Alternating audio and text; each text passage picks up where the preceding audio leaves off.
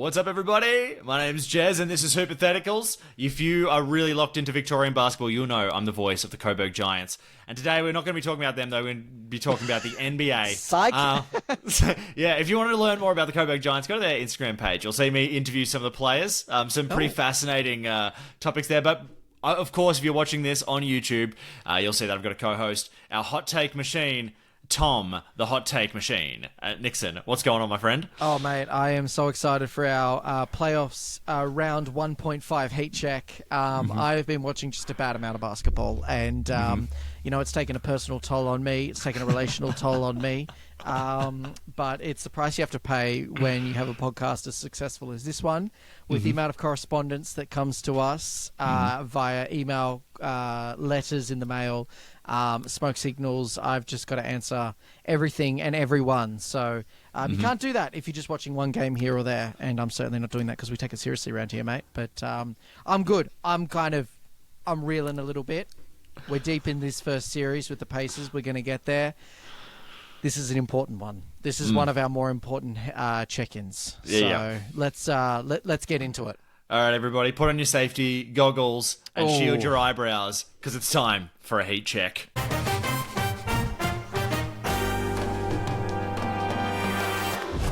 Alrighty, as we know, this is heat check. That's right, that explosion signals that it's time to check in on some temperatures, on some teams, some different things around the league. It's been a very, very interesting first couple of games here. We're about 2 to 3 games into every series at this point. First round. So, Tommy, did you want to kick us off? What did you want to check the temperature on there? Yeah, I want to check the temperature, actually, not on a team so much as an individual player. Okay. Because this man, we know Stephen Curry for his three-point shooting. What I've just noticed in this first round is Stephen Curry's three-point shooting through what could only be described as consistent flagrant one fouls. I don't know if you've seen, this man is getting abused on the perimeter and is still chucking up the most incredible shots. It's been phenomenal. I've been watching like the Rockets Warriors series, and this man is just getting nothing short of punched in the face basically every time the ball gets to him, and even when he's off ball. So he's hot, man. He's like scorching it from 3. I've basically got him at a tight simmer, at least 90 degrees. So I wanted to heat check that first up. Absolutely. Look, I'm gonna have to go for a hot 90 degrees there as well. Maybe you know what? I'll go a little lower. Only because I don't know how long it's gonna last. So maybe I'll simmer it at an 85. But what I did want to say is there's a reason that he's so good at knowing how to play through getting punched in the face. His teammate is Draymond Green, a.k.a. training camp, UFC, UFC future all-star Draymond Green. If Steph Curry hasn't been absolutely hooked every single training by Draymond, I don't know what he's been doing. So this is where it all pays off in the playoffs. Yeah. I mean, Jordan Poole's got nothing on Steph from the abuse that he's taken. And just as a quick side note, nothing made me happier than seeing Draymond not winning Defensive Player of the Year. Goodness gracious. Though I do think it should have gone to the Great Barrier Thief, I'm just happy by virtue of, a subtraction that Draymond didn't get it. So anyway, enough of that. Absolutely. All right. Well, Tommy, I wanted to get your thermometer reading on something a little different. Again, it's not a team. It's not a player even. It's home crowds this playoffs. Now, I wanted to highlight a few where I actually think the home crowds are really having a bit of an impact. Number 1 was the Clippers today. I don't know how much you saw of it, but the energy in that stadium was absolutely wild. Ben Simmons would throw just a regular chest pass, and the crowd was about to explode. Well, I don't know if this is some silver tinfoil hat situations, but I heard this the other day. My thermometer reading, shall we say, is actually maybe not as hot as you think, because they pipe in the sound to the Clippers arena. Did you know that? It's actually... So, yeah, it's loud whether there's people there or not. They pipe in the sound. But, yeah, obviously it's still hot. So, it's piping hot, mate. Piped in hot. Yeah, it's piped in hot. So, Yeah, okay, that's fair. That maybe reduces the simmer a little bit, but I just wanted to highlight another one today was Detroit. This is on the Detroit, New York. I think they both got amazing home courts here. But Detroit, it felt like, if there was a real fight to break out, I actually felt like the entire fans were going to come down and just start swinging. They're just happy to see a playoff series, I think. And, you know, it's funny. Detroit really has the generational curse of the Malice in the Palace. Like, and they like it. They're not even dirty about it. They're like, yeah, that happened. It'll happen again. Yeah. You know? So, yeah, it's, that's a hot, I reckon that's a boil, I reckon. Yeah. I wouldn't want to be pissing them off. Anyway, no. Tom, do you want to take us to your next heat check? Yeah, I wanted to heat check someone who, another individual, this man is always running hot, and that's Joe Mazzulla. I don't know if you've seen, mate. Quote from the other day, I like seeing Tingus Pingus bleed on the court. I think it's important. Did you see him say that? No. He also I don't know if you saw Jason Tatum went down at kind of 3/4 or near the end of game 1 and was subsequently out for the next game. I don't know if you saw when he was on the ground writhing in pain, Joe Mazzulla, get up! Just like yelling at him. JT was then out for the next game. So I just love that he's running so hot. That man is at a boil. He is always at a boil. So I'm heat checking Joe Mazzulla on that one. You're right. Mazzulla could be cooler. Let's put him at a nice 83. It's a pretty hot, piping hot heat check going on here. Yeah. I wanted to heat check something else. All right, this is my second one out of 3. Yeah. And again, it's not a team or a player. It's fights this postseason. There's a lot going on, and it's actually they're out for Tingus Pingus' blood, mate. It's Joe Mazzulla. The fights this postseason are fantastic. Yeah, I'm really here for it. I'm liking that we're not seeing people thrown from the games either. I like that they're saying, all right, it's just a tech each, and let's just keep playing. Yeah, I think it's great for the league because I think in an era where you've got people moving teams a lot, and it can feel like they don't care. This feels like, even if they don't care, they still want to fight. And that's going to have to substitute for something sometimes. So, yes, I'm voting for the fight. I also feel like the refs are kind of smartly managing the conflict as well. Like, I don't know if you've seen, but they'll usually tee up some fringe players and not necessarily the people who are in the middle of the conflict. Because it's kind of like they don't want to martyr those people. You know, they don't want to stoke the fire. So they'll just, like, tee up like, you know, the dude who comes in as Gary backup. Trent Jr. Yeah, exactly, Gary Trent Jr. They'll tee him. Also, Bobby Portis weirdly has been one of the more chill dudes as far as conflict's concerned. 30 degrees. Yeah, I'm heat checking Bobby. He's been pretty cool, actually. Right. Those eyes aren't so crazy. We'll see game 3 tomorrow, but new medication, mate. Yeah. Don't drug test me, please. We need those boards. No, I wanted to quick heat check on the Bucks. I know we're coming to Bucks talk soon, but I don't know how we can have the best player in the league and not even steal one on the road. I'm not going to say anything more than that, other than we're pretty cool. On cool heat checks as well, very quickly, wanted to heat check the Knicks. It was meant to be a walkthrough of a series for them. They'll be lucky to win this in 6. It'll probably go to 7. And I also feel like, as far as moral victories are concerned, they've already lost. So they'll probably win the series, but this series is making Cade Cunningham into a superstar. So they've essentially lost the series, and they're going to be so beaten up when it comes to the second round. It'll be a basically layup for the Celtics. So... yeah, those quick heat checks for you. Yeah. Well, I mean, just staying on the Pistons really quickly there, and the Knicks. How about Schroeder? Every playoffs, he just turns into some other player. I don't know what's going on with him. He's locking down everybody out of nowhere. Yeah. Everyone seems to not like him, though. I think the man's played on 9 teams in 8 years. Yeah. It's like you kind of need to hold him for 3 months. He's good, and then you kind of want to dish him. Yeah.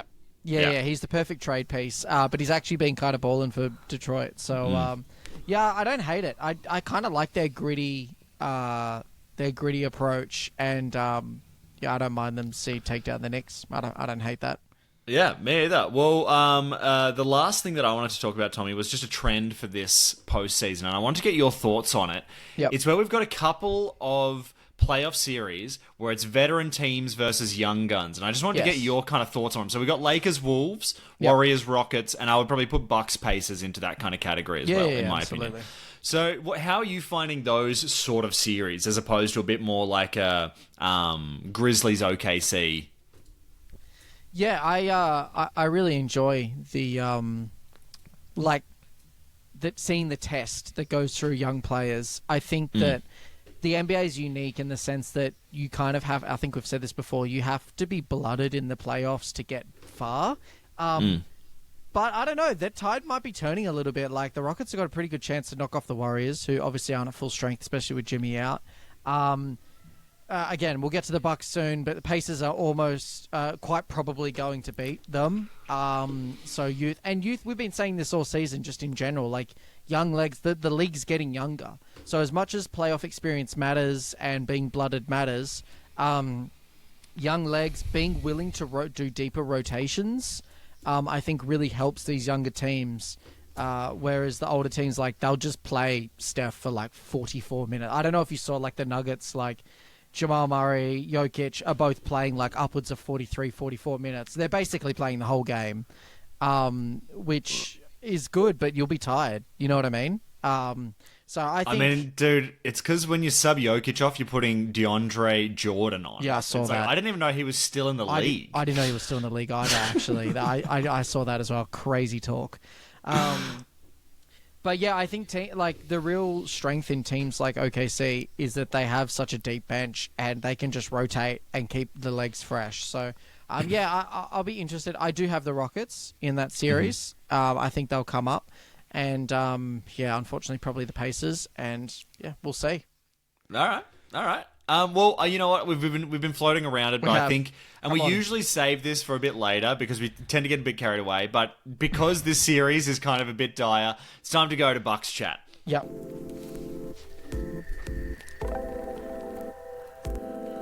And again, for everybody watching this was the only animation that had a buck on it that I could download. So that's why we are now in this absolutely soulful, sort of relaxed Bucks Chat. But it's not a relaxing environment. It's not relaxed at all. No, I'm stressed. Yeah. Yeah. So let's just see. Let's sort of get a lay of the land here. It's 2-0. Indy's up. Yeah. There's a lot of, if you're going online, a lot of Doc Rivers chat. Lightly put. You know. I saw his face superimposed over Osama bin Laden's the other day. So I don't know if you saw that meme. It's just a taste of what the Bucks subreddit is looking like these days. Not a great sign when that sort of stuff starts happening. Tommy, I'm going to throw it over to you. I'm going to dish you here. How are you starting? Like, what are your first takeaways looking at this? We're down 0-2. Yeah. I mean, just the last thing I'll say before I throw to you is that I did see online that someone said you got to lose 2 for Bucks to win in 6. Come on. So I saw that too, and it's facts. And I'll be returning to that comment a bit later. Okay, great. But look, if you're not a delusional Bucks fan, why are you here? And you're right. The series doesn't actually start till someone loses at home.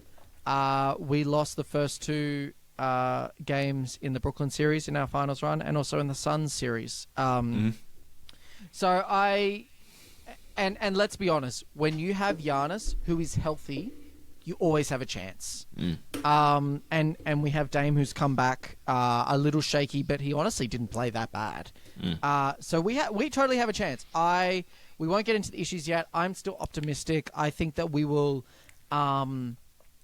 This will easily go to 5 or 6 games. We'll win 1, if not both, at home. We may lose 1 at home, which will put the pressure on us going back to Indy. But it'll also put the pressure back on Indiana. So. I still think that we can make a series of this. I'm not losing hope yet. Doc has shown a willingness to make adjustments more than Bud, which isn't saying a lot, but he has showed some kind of willingness. So with that being said, why don't we talk about the defense, then we'll talk about the offense. Wait. Before we do that, I think you were onto something here, Tommy. Let's talk about, do you have any positives that you've got so far? Okay. Let's start positive, and then we can jump into what problems we're looking at. positive is Giannis is absolutely cooking. Mm-hmm. Like, he's having a phenomenal he's playing better than he did in the regular season. Like, he's at playoff basketball. Mm-hmm. Positives, Dame's back. Mm-hmm. And wasn't a wash. Like, he wasn't his normal self, but for someone who's just come off a deep vein thrombo, he's throwing those up, and they're going in. He had a couple of absolutely cash threes, which is huge. Mm-hmm. So that's positive for me. Other positives. Well, I'll throw one out at you. Yeah, please. Bobby's look good since he's come back. Bobby's look great. Bobby's looking really good. That's actually a real positive. Like, he's looking healthy. Yep. He's looking like he was actually just getting ready for this the whole time. So that, I would say, that's good because, we're sort of having some hit or miss moments with our bigs. So I think that it's good to have at least a guy who can kind of really... He's looking, just as good as you'd want Bobby to be looking. He frustrates me on defense, but the thing I love about Bobby is he is like a mongrel, and he's got heart. Like, I don't know if you've seen, he has been G'd up, and... I think one of the real issues with this Bucks team is that we get too cute with it and we get too complacent. And I feel like Bobby is going... I want to see the leaked tape of Bobby just absolutely ripping into our team, in the showers. Like, that's what I want. I want him just ripping in. So that's the positives. Do you have any other positives? I gotta say... Not at this stage. Let's see. We'll call AJ it a wait and Green's see. Shooting okay. Let's go to broadly. Do you have a thing that you broadly think is the problem that you're seeing, or do you want to get into some specifics? Broadly, I've said this last time. I'll say it again. Doc makes it so hard for our team to play winning basketball through his inability to draw up offensive plays, or to the key with basketball is. With playoffs is easy baskets and giving people different looks, and it doesn't feel like there's a plan on offense at all. The most I've seen is at the start of game 2, the first 2 plays we ran dribble handoffs for Kuzma, and that was it. But all we run is pick and roll dribble handoff. That's all we run, and so broadly there's no mix. Even our defense will mix things up, but there's no plan on offense, and that's where we're losing. I think our defense sucks, and we'll get to that. But at least it feels like there's more of a plan on defense. Can I suggest? I think I've noticed something about the Bucks coaching staff. That's a general theme that I think is causing this problem. We've talked about this problem before. How these older coaches tend to draw up more traditional style plays, and they're not kind of like a JJ Redick's probably got a few more tricks in his book, just in terms of drawing up a play. But when you look at the Bucks bench, it's a lot of older coaches. There's a general age vibe to it, and I just wonder if there's just Doc's picked them because he goes I know these guys are good coaches from 2011, or you know, literally, and so it's you kind of get all of the same kind of heads in the room, and they, we don't have that young upstart coach, all our young coaches are Joe Prunty. The man looks like he should. He's a dentist. I mean, I think he coached Jesus when he played for the Israelites, man. Exactly. When he was point guarding for the Jews. But I think there's just a general too old. If you were to put a broad strokes thing on the Bucks, it's too old is the words I'd use. But yes, anyway, all right, let's jump into some more specifics. Some things that you think are sort of weighing us down here. What do you got? All right, so let's stay up on offense. The thing is, we actually have plenty of offensive weapons, but we don't draw. We'll throw to an ISO for Bobby. We'll do a dribble. We'll do a pick and roll with Dame and Giannis, or we'll do a dribble handoff with Giannis and a shooter. Those are our 3 plays. I understand that KPJ has kind of the jitters a little bit, and Kuzma is just kind of a little reckless, but we need to be drawing. I want to see Jericho Sims in the pick and roll more often because he's athletic. I want to see an AJ Green pick and roll. I want to see him running off ball more in a Steph Curry style, running around the court for the open jumper because he's actually crazy. He hits those shots. Gary Trent Jr. has a decent ISO game. I don't mind him an ISO look every now and then. I want to see Brook in the post. Like, we've done it a little bit in the past. Like get Brook in the post and then just let him go to work like old school Brook. I just want different looks. And I also want to see more Giannis off ball. Giannis is great with the ball in his hand. He's a great distributor. He is, like, when he gets, like, maybe 2 looks every quarter where he's off the ball and he cuts, he's the best. Like, he's the best cutter in the league. It's an instant bucket. So, yeah, I just feel like our offense is so stagnant and we just are basically living and dying by a 3-pointer going in, or Giannis just barreling his way to the hole looking for free throws. So yeah, the offense is just so stagnant, man. It's tough, and I won't even lay that at Kuz's feet, or even like Taurean Prince just being a black hole on offense and defense. Get to that later. So that's What's your vibe on offense? Well, okay, let's do a couple of things here. First of all, I know I said Doc was old, but Rick Carlisle is also old. But why does his offense feel fresh and young? That's like, they're both so old. It looks like one of them should be running for president. Is something I wrote as a half-hearted joke there. What is it? What's yeah? What's So I guess for me, one of the things is, what is our thing like that the Bucks are? Like, when you think of the Pacers, they actually have a thing. They really have an identity. It's like, let's move fast. Let's play through Halliburton. And if we get stuck in the half court, let's go to Siakam, basically. You know, or like let's mix it up through there. But it's like, let's move fast. With the Bucks, I actually don't know what our our bread and butter driving should be. Kick. It's Giannis driving kick. Yeah. But it's just, and you know, I was thinking when you're talking about like Giannis not cutting off ball, I wonder if it's he feels like he's not going to get passed to. And this comes back to a point that I think we brought up jokingly earlier in the year, but I think it's actually kind of bearing out right now, which is, I think we are missing both Khris and Thanasis right now, in kind of a serious way.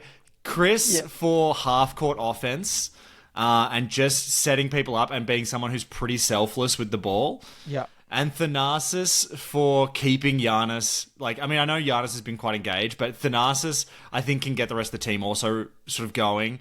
And I think with both of them out of here, it's Giannis. There's no one to help calm Giannis's sort of anger. And so I think there could be a mental kind of game going on there.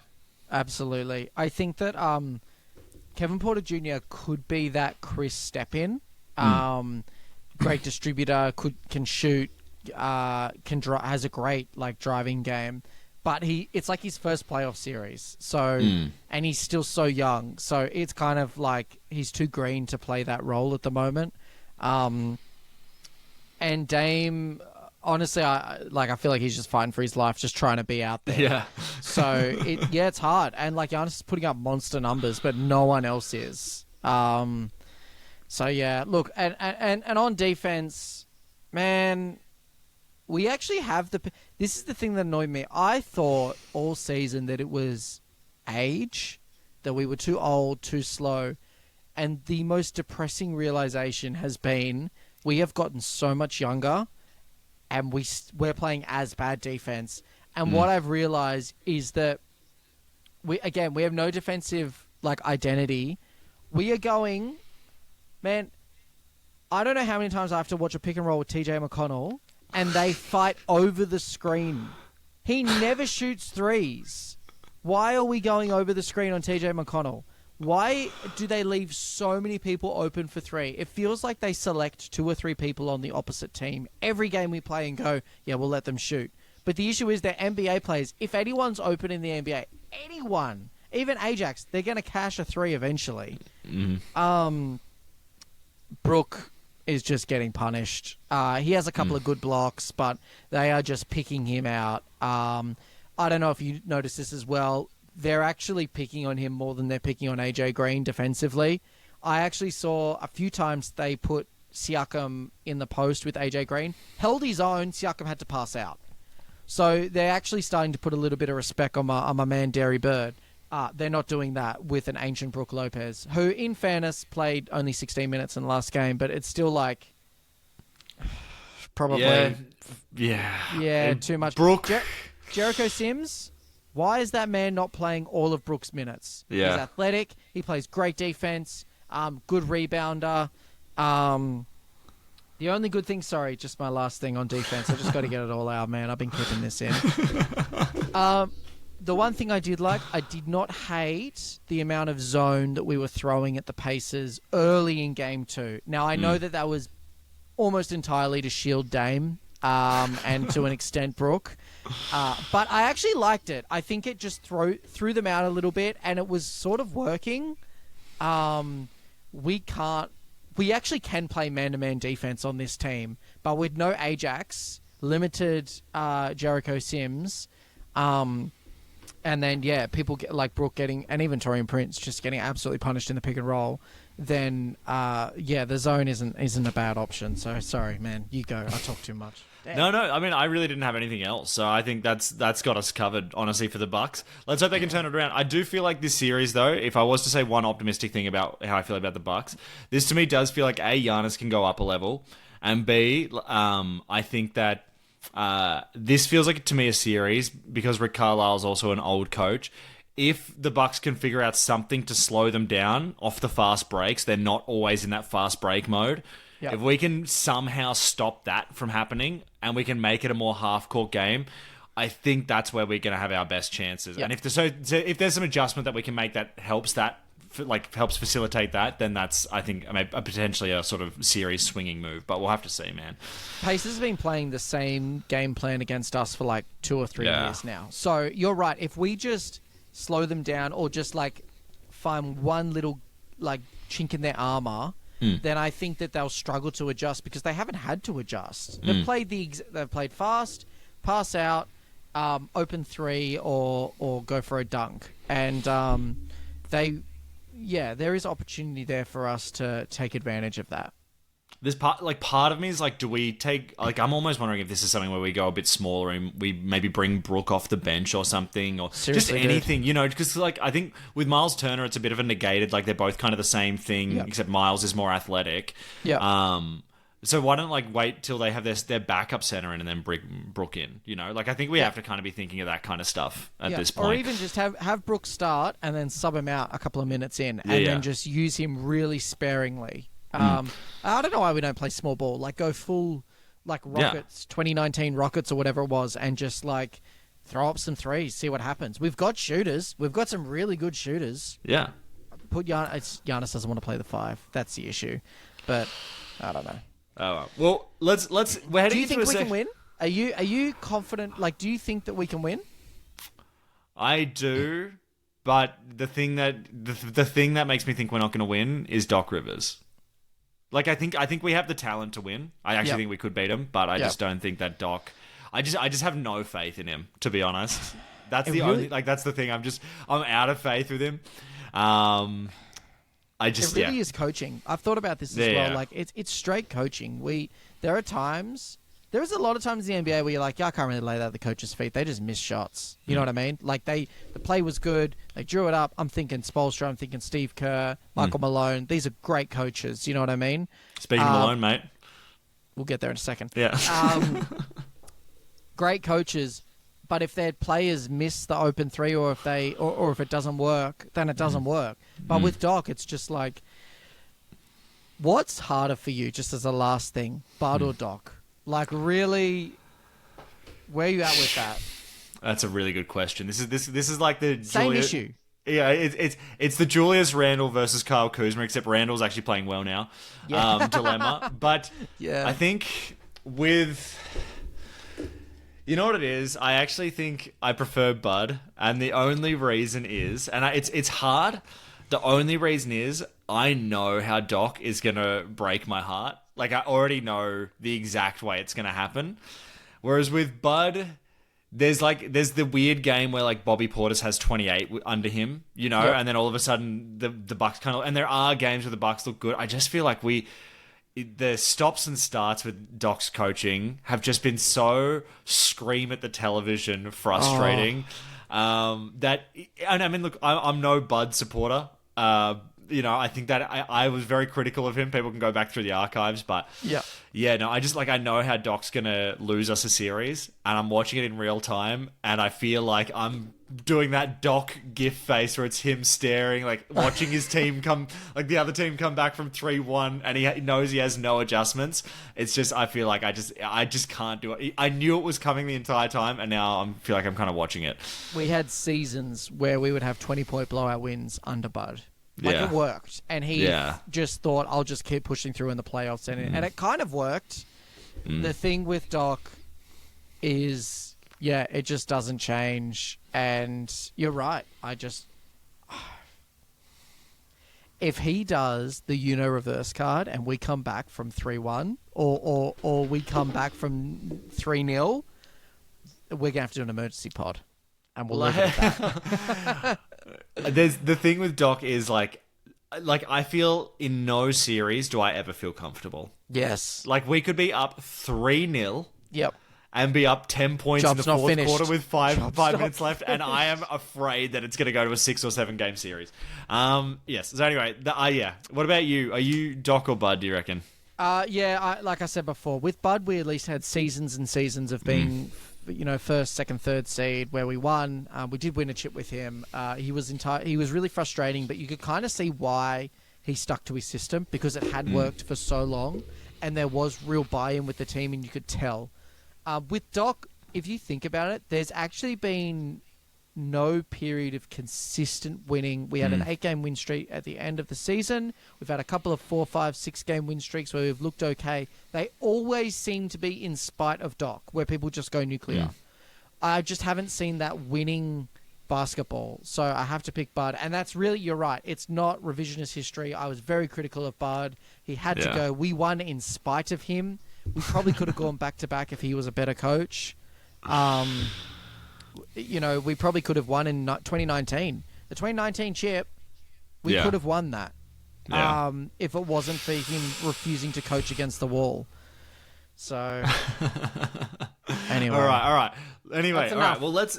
Yeah, look, that's enough. Let's go over to a positive. Shots fired is usually a negative, which is our next segment, but it's actually going to be a bit of a positive this week. So let's go over to our segment, Shots Fired.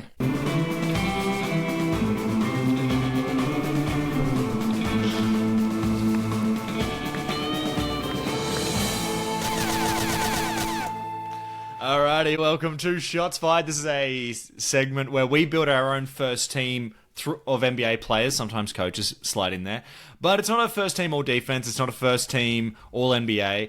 It's a first team of our own concoction. And this week, Tommy, you actually picked the topic. So do you want to tell us what it was? And do you actually want to give us our first player as well? Yeah, so this is first team. Should be getting minutes in the playoffs, but just aren't. And I don't know why. And I've got a point guard. This is really... Orlando has typified the Bucks experience in the sense that they do the same thing, where they just toss the ball to Paolo Banchero and say, score, which is what we do to Giannis. At point guard, I've got the one man who gets their offense moving, and they look great, but they never play him. Cole Anthony.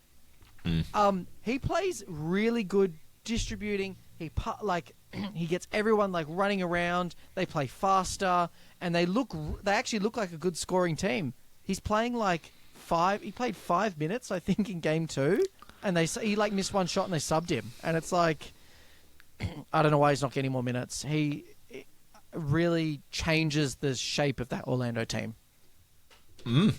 Wow, I like it. Cole Anthony. You've got a fan. All right, let's go. All right, well, okay, Cole Anthony, good one. I think we've got to talk about this guy. We've touched on him a little bit, but starting shooting guard, I'm going to go Ajax. Yeah, I don't know how he's a shooting guard, but yeah. he's going to be shooting guard in this instance. Ajax is the sort of young player for the Bucks, for the people that are not fully locked into the Bucks. Young player for the Bucks who's quite a defensive kind of guy. Bit of a sort of muck-up kind of guy, a bit like a Dyson Daniels, Matisse Thybulle kind of defender. Extremely athletic. And we are playing against a young and athletic team. This is a kind of defender. They're a big passing team as well. All Pacers love to get the ball moving. This is the kind of guy you want on the court to pick out a pass. That should be his job. But Doc is not going to trust him because his jump shot looks a bit like Frankenstein told him how to shoot it. So shots not fired. Ajax... Let's get him some minutes. Yeah, even just 30 seconds to a minute at the end of every quarter just to give them a different look. You're totally right. If I was Doc, I'd be saying, I want you in there. to get the pass and the open dunk. That's all I want you to do. And if you have a wide open three, take it. But I don't know why he's not getting minutes. He's literally the perfect person to throw on most of the paces. You know what I mean? I'd even be happy to see him on like a Siakam. Like, I think you could take that and it'd be fine. Actually, staying with the Bucks, another guard. Sorry, I know I'm a little guard heavy. I'm trying not to be, but I've got a few guards here. Small ball. Ryan Rollins was actually playing really, really good towards the end of the season. He's the backup point guard we've been looking for since like George Hill left. I mean, remember? Deep cut. Yeah, deep cut. I don't know why, especially with Dame kind of being on one leg, like, why don't we just have him come in for spurts? Like, literally throw him in for, like, 2 or 3 minutes every quarter. And because he has a great layup package, he could shoot the three, good passer. I think Giannis likes playing with him. Like, I don't know why. He was getting minutes, too. He felt like the Dante DiVincenzo hole in my heart. He was filling it. And then Doc just pulled him. And instead gave those minutes to Taurean Prince. I mean, come on. Well, Taurean's Prince are all over his minutes, mate. And he's taken them. So they're gone. All right, here we go. I was going to go another Buck. That's all right. Come on, mate. This is a Bucks podcast. All right, fine. All right, let's do it. Come on. All right, our offense looks very stagnant, and that's the only reason I'm saying this person's name, okay? This is someone who at least knows how to play and run an offense on the Milwaukee Bucks. Can I sub in PC43, our man, the man who got lightning hot at the end of the season, Pat Connaughton, for some spot? Like, I'm putting him here at the power forward, but he's going to have to play spot minutes at the point guard here. Yeah. I know that he is going to be a disaster on defense against the Pacers. Okay, yeah. I'm fully aware. Yeah. But the thing is, our offense, as you said, is so stuck in the mud. Yeah. That we need someone who is actually a willing passer and is actually willing to set up a play. Yeah. And I mean, let's be honest, the man's in form. Just dropped a 40 bomb. And, I'd be nervous to see. I don't think Pat should be the first person getting minutes. But I know what you mean, like, as a disruptor, throw him in. Yeah, he's like old man Ajax. Yeah. All right, who you got at center? Yeah, another center, guard, surely. No, I've got a center here. I've got Mitchell Robinson, and basically most of the Knicks bench. But Mitchell Robinson, I felt like the Knicks were waiting for so long to get him back from injury. He's back. Let's not give him minutes. He's still young. He rebounds well, sets a good screen. You're not going to get many points out of him, but that's kind of what Cat's for. So, give Cat a breather, get him out there as a shot blocker. I just don't understand why he's not getting a run. They've literally, the Knicks organization has banked on this dude, backed him for seasons of injury. Not going to play him. So... All right, Tommy, I've got a hypothetical for you. A hypothetical? A hypothetical trade. All right, if I could promise you a healthy Mitchell Robinson, would you do Mitchell Robinson for Brook Lopez?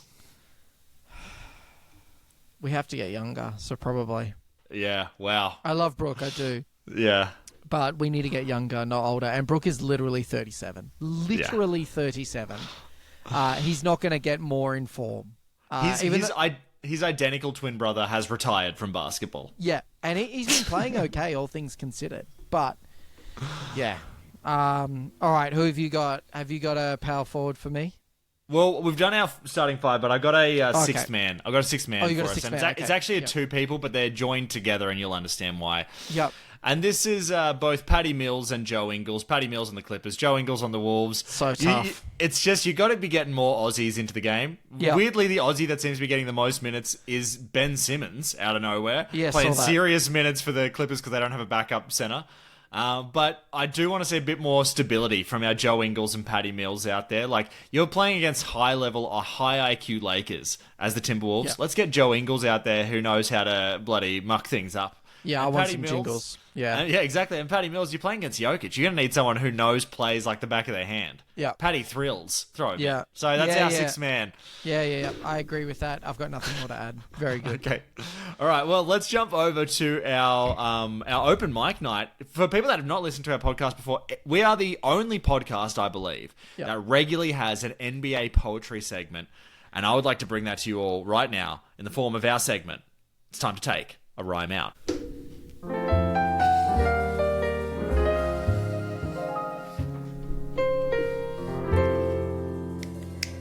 Alrighty, welcome everybody to Rhyme Out, the Hypotheticals open mic night where we both do a basketball-themed poem. Now, it could be about players, could be about coaches, could be about teams, could be about fans, could be about anything here. So I'd like to welcome our opening act. Yeah, you're now getting to be the opening act. I'll be the headliner today. I've just decided. Tom Nixon, everybody, welcome, Tom Nixon. Thank you. Well, yeah, good to know that I'm permanently on the ticket to support the main headliner of this rhyme out. Look, it'll come to no surprise to our devotees to the podcast that this is another poem about the Bucks. This one is in memorandum to our offense and to our postseason. R.I.P. us. Look, it's not over till it's over, but we'll just see how we go. I haven't said this out loud yet, so we'll see how this goes. That's the best kind of rhyme outs, I think. Yeah. Small ball, run and gun, even triangle can be lots of fun. These are a few of my favourite things. Unknown to Doc are these offensive schemes. Instead, what is it to that which he clings? Let me spell it out, let me break it down. There is only one thought that occupies this man's crown. Give the ball to Giannis, give the ball to Dame. Force them to do acrobatic shots to try and win the game.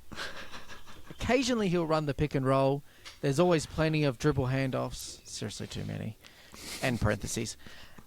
And I know it might seem rich of me to scoff, as this couch coach sounds off. Unfortunately, there is one coach who knows all about this. Coaches the pace, first name Rick, last name Carlisle, makes me sick. The only hope we have is that Doc listens to this, makes even one adjustment. Please stop starting Torian Prince. We're down 2-0. I haven't lost hope. But you must lose 2 to fulfill the Bucks in 6 trope. Thank you. Fantastic. Yeah. Fantastic. Yeah. You said it before, and I put it in poetry form. Yeah. No, you had that one so nicely lined up. I accidentally stole it and destroyed it earlier, but you've nailed it there, and you've landed the plane very nicely there, Tommy. Thanks, mate. And I love that. I love that each week I'm wondering if you're going to go off piste and not do a Bucks one, and then every week you surprise me by it's like rock paper scissors where you always go rock. You know, it's like you always think it's like keeps you on the edge. Like, is he going to go paper? No. I want to. I really do. You know what? Our next podcast will likely be a recap of the season or a finals check-in, something like that. Mm-hmm. I'll have no more Bucks content at my disposal. I will do I promise you and my listeners, I will do a poem that is not Milwaukee Bucks related. There you go. It's on the record. Okay. Wow. That's okay. Well, Tommy, great work there. Great work Thank there. you. Great work. All right, let me introduce the headline act, the main man that you've all come to be here to see. One, Jeremy Alexander Richard Fenton Menzies. Welcome. Thank you. Now, look, I think, Tom, we've gone for a similar theme, actually. Okay. Mine's an ode to Doc Rivers. So we've kind of gone similar theme here, and I think it's because it's been something you just couldn't ignore. So, and again, I also have not said this one out loud either, so we'll just have to see how we go. Best kind. Okay. Glenn Doc Rivers. Coaching decisions give me the shivers. Yep. Dude's got no more arrows left in his quivers. I'm starting to lose my hair in slivers. Yeah. Glenn the Doc. Can you plox mix up the plays so it's not just Brook pick and pop? Oh, wow. Yeah. Plox. Has that ever been said before? I don't know. Glenjamin, we're getting the full experience. Watching everyone confused on offense got me delirious. Yeah. butthole to the front row. He's getting serious. It's time to watch Doc Rivers do what he does and blow the serieses. There we go. Thank you. Your ability to shoehorn in a rhyme on a word is unmatched. It's the never give up attitude that I like to exhibit. I say the word and I just I make it fit. I also want to do a quick redacted just while we were talking. It's prompted. It's gonna be an under 30-second redacted. So everybody, this is our conspiracy theory segment. Redacted. Yep. Alrighty, quick. Tommy, I don't know. I like to bring a redacted NBA conspiracy to each podcast, and I don't know if you saw this one. This is a pro Bucks one. Okay. Someone said, have you looked... it was a Reddit screenshot. I don't have the user's name, unfortunately, but I did want to... People can probably check this. They Googled Bucks' most recent playoff appearances, okay? And this was an NBA leaked script moment, okay? Right. It had the Google AI popped up all the results, okay? All the results that you remember, but it said 2025, the Milwaukee Bucks are playing the LA Lakers in the NBA Finals. So, NBA conspiracy or not, the Google AI has predicted that it's a Lakers-Bucks final. Or the script's been leaked, mate. That would be one of the most unlikely finals, like as far as the different combinations are concerned. I can actually see that Lakers have a better chance of going to the finals, let's be honest. We've discussed this before with the Luka trade, getting those ratings up, especially first season at the Lakers. They want him to do a deep run. But the Bucks, they have no incentive to get them to the finals. Absolutely none. We've said before, we'll say it again, it'll likely be the Celtics for narrative's sake. But if that happens, we've got to put something on the line for that. That is crazy. Anyway, mate, tinfoil hat on or off? I'm always tinfoil hat on. Let's be honest. Great. I'll lean into steer into the skid on that one, mate. Yeah. All right, fantastic. Well, it's time for our final segment here, Tommy. Yep. We've got to jump into it. It's our go-to segment. We've done this every single episode. It's time for our agent, Cody Bank.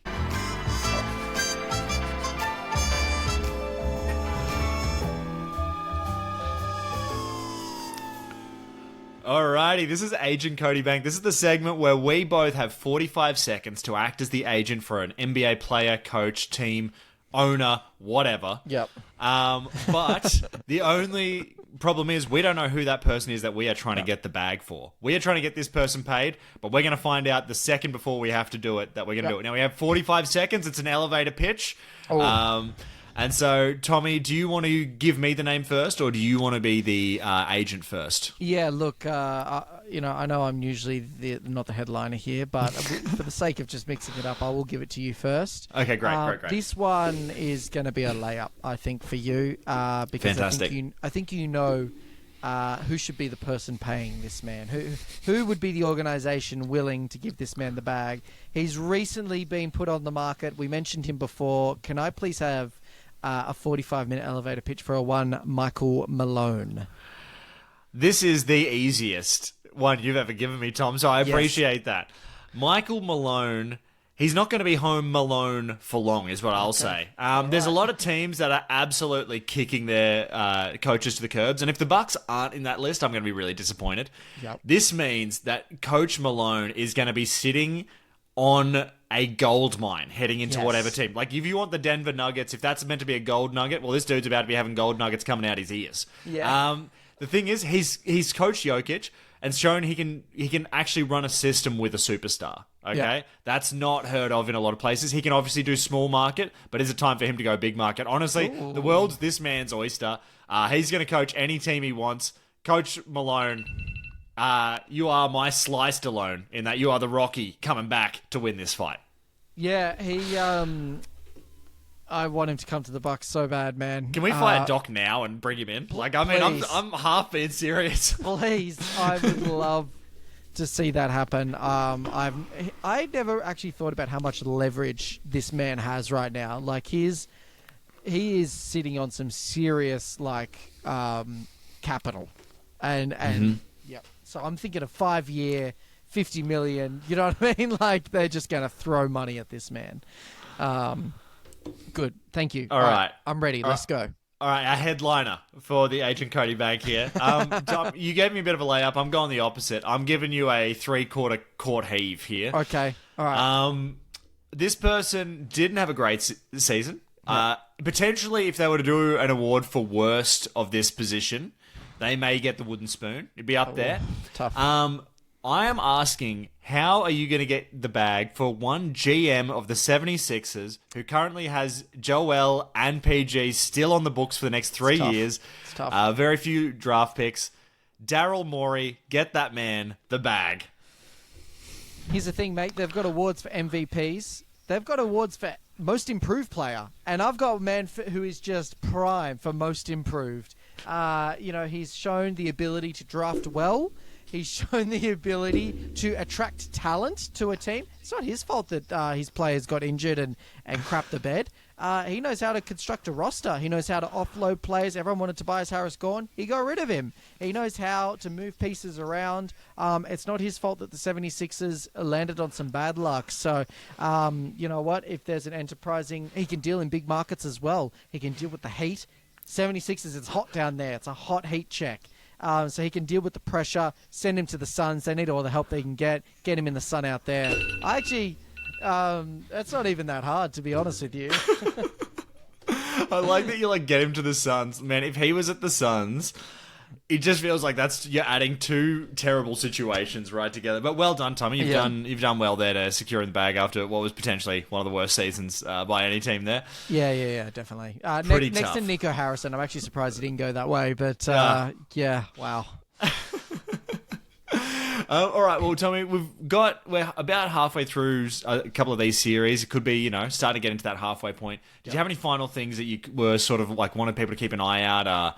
Anything else you wanted to leave people with? Yeah, I think weirdly the Rockets are going to actually be kind of scary in the postseason. I can see them. It'll be a hard-fought win, but I think they'll beat the Warriors, and then it'll probably be like Wolves, I'd say, where they have an outside chance, I reckon. So I think they're a little bit of a sleeper for a conference finals.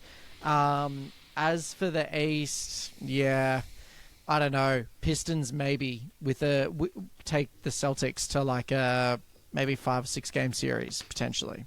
So those are my dark horses. What about you? I think this is going to be one of the most exciting first rounds in a while. There's a lot of rounds that feel like Western Conference Finals, Eastern Conference Finals, or even sort of second round things. So I think this is just a great thing to kind of watch. It's really exciting to have the league be actually good. And all the bad teams are finally out, and there's just a lot of good quality basketball left, other than the Grizzlies in general. But good for them today. Tough. But yeah, no, I mean, I think it's just exciting. I think this is going to be a really good playoffs, and I think that I think that we could have 3 or 4 7-game series in the first round here. Yeah, likely. You know what I mean? Yeah. So I'm everything to play for. I hope the Bucks are in that 6 or 7. It's the best we can literally hope for right now. So yeah, mathematically, yeah. Yeah. But other than that, Tommy, great to catch up. As always, Finn.